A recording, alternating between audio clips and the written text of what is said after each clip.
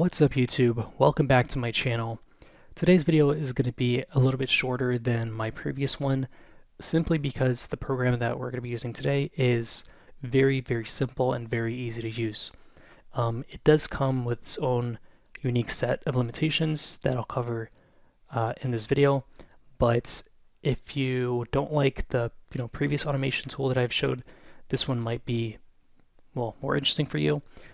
Like I said, there are some limitations, so whether you end up using this or not will depend on your specific use case, but if you have to perform a lot of very annoying repetitive tasks at your work, this tool might help automate some of that. So without further ado, let's get right into this video.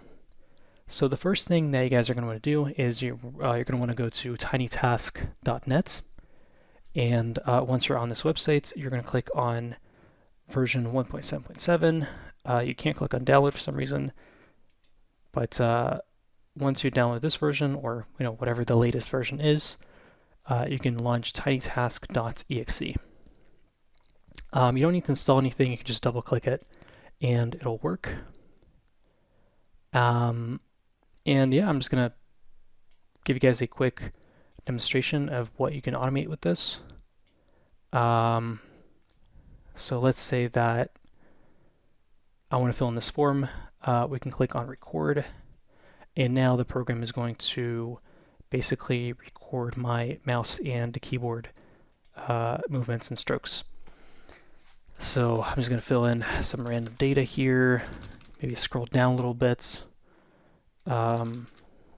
switch tabs, maybe focus on this window, move it around, and I'm going to stop the recording. And now if we go to preferences, we can actually choose the playback speed. So let's say that I want this to play back at double speed.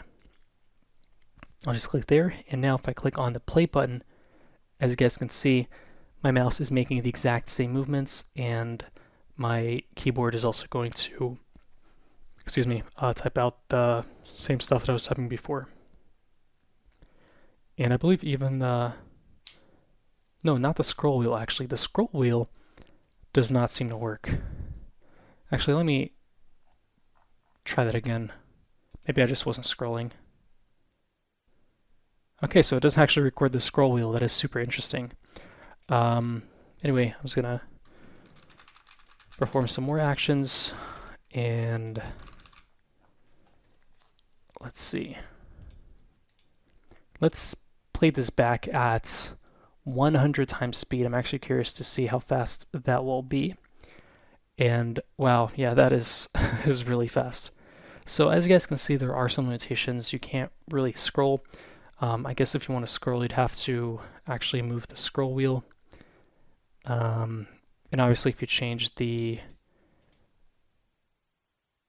location of this window, I don't think the script will work. Yeah, there you go. So it's performing the same actions, but they no longer work because I moved the screen a little bit. Yeah, so that is a very big drawback. But on the flip side, recording a macro with this program is very simple. And what's also simple is saving your recording. So you click on save, and let's say that I want to save it in this location. I'm just going to name this test 2, and it's going to save it as a recording file or .rec file. And now if I click on open, I should be able to just open this file and play back.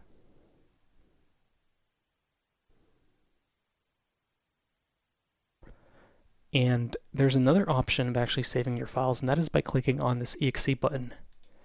And what this does is that it compiles your script or macro as an exe file. So yeah, the interesting thing though is that for some reason Windows Defender detects this as a virus, and I guess I can just allow it, but this might not be a very safe solution. But let's just see if I can save it now. And yeah, it looks like I can save it now. However, once again, it just keeps deleting the file. That is so strange. All right, let's see if it works. Yeah, it works. But yeah, as you guys can see, saving it as an exe file might not be very, very reliable. Because even if you try to send this to someone else, their antivirus is just going to flag this. So it's very silly, but that's just how it is. Windows doesn't really like exe files that have been created by unknown publishers. And so even if you create your own exe file, your antivirus is just going to flag it as a virus because it doesn't know what it is and doesn't really want to bother, right? So I recommend just saving it as a recording file, because now I think you can just double click it. Actually, you can't, but at the very least you can just open it here and play it back that way.